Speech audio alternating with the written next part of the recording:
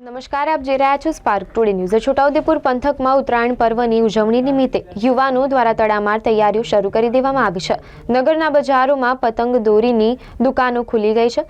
દુકાનોમાં અવનવી વેરાયટીમાં રંગબેરંગી પતંગો લગાવી ગ્રાહકોને આકર્ષવા પ્રયાસ કરી રહ્યા છે, જ્યારે દોરીને માંજો પીવડાવવા અત્યારથી જ બાળકો જોતરાઈ ગયા છે। ધામધૂમથી મકર સંક્રાંતિ પર્વ ઉજવાય તે માટે કાઉન્ટડાઉન શરૂ થઈ ગયું છે। પતંગ રસિયા યુવાનો અને બાળકો અત્યારથી જ ધાબે ચઢી પતંગ ચઢાવી નેટ પ્રેક્ટિસ કરતા નજરે ચડે છે।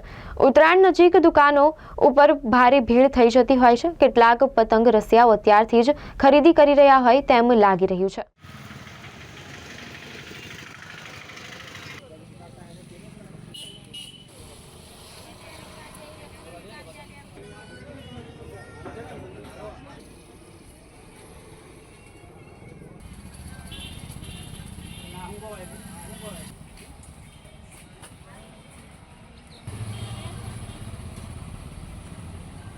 ઉત્તરાયણ 2024-25 બહુ નજીકના સમયમાં આવી રહી છે। ઉત્તરાયણના લીધે દરેક માલની તૈયારી કરી દીધી છે। કાગળના પતંગ, પ્લાસ્ટિકના પતંગ, દોરા દરેક વસ્તુની ખરીદી થઈ ગઈ છે। બજારમાં જોઈએ એટલી ગ્રાહકી અત્યારે છે નથી। જેમ દિવસ જશે તેમ ગ્રાહકી આગળ વધતી જશે એવી આશા છે।